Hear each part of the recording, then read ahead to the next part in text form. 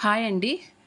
ఒక తల్లిగా పిల్లల గురించి బాధ్యతలు తీసుకోవటం, అట్లాగే ఒక ఇల్లాలుగా భర్తని, ఇంటిని చక్కగా సర్దేసుకోవడం, ఇవన్నీ ఒక ఎత్తైతే, మనల్ని మనం ఆరోగ్యంగా ఉంచుకోవడం అనేది ఎంత కష్టమో అనేది ఆరోగ్యం కోల్పోయిన తర్వాతే తెలుస్తుంది.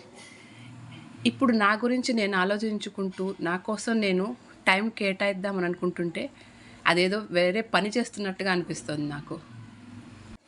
కానీ ఇప్పుడు నేనున్న పరిస్థితికి ఇప్పటికైనా కానీ నేను నా గురించి కనుక శ్రద్ధ చూపించకపోతే తర్వాత నాకైతే ఎవరు హెల్ప్ చేయలేరు.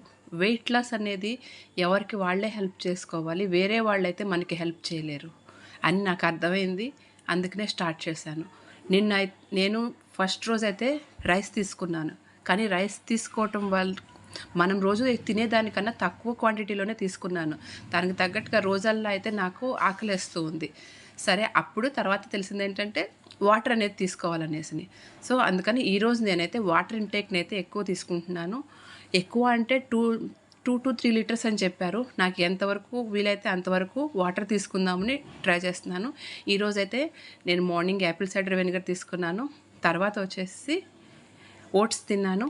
తర్వాత నట్స్ తీసుకున్నాను. నెక్స్ట్ లంచ్లోకి వచ్చేసి రైస్కి బదులుగా నేను ఇవాళైతే రోటీ తిన్నాను అనమాట. తర్వాత కూరలు అయితే చూశారు కదా. సేమ్ తర్వాత అయితే ఎక్సర్సైజ్ చేశానండి.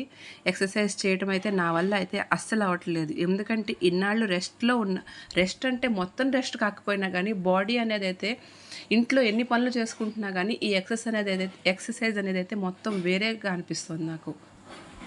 ఎందుకంటే ఇంట్లో పనులు చేసుకున్నంత తేలికైతే కాదు ఎక్సర్సైజులు చేయడం అనేది అర్థమవుతుంది. చేయాలని అయితే అస్సలు అనిపించట్లేదు. కానీ నన్ను నేను మోటివేట్ చేసుకుంటూ చేయాలి, తప్పదు, ఇది తప్ప వేరే దారి లేదు అని నాకు నేనే చెప్పుకుంటూ ఎక్సర్సైజులు అయితే చేయడం మొదలు పెడుతున్నాను. ఒళ్ళు సహకరించటం లేదు, కానీ మనల్ని మనమే ఎంకరేజ్ చేసుకోవాలి. అలా చేసుకుంటూ నేనైతే ఎక్సర్సైజ్ చేస్తున్నప్పుడైతే విపరీతంగా అలసిపోతున్నాను. కాసేపు రెస్ట్ తీసుకుంటూ చేస్తున్నాను. అన్నీ ఒకరోజు అయితే స్టార్ట్ చేయలేదు, మెల్లమెల్లగా చేద్దామని చేస్తున్నాను.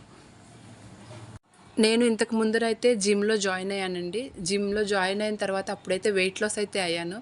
కానీ తర్వాత కొన్ని కారణాల వల్ల కంటిన్యూ చేయలేకపోయాను.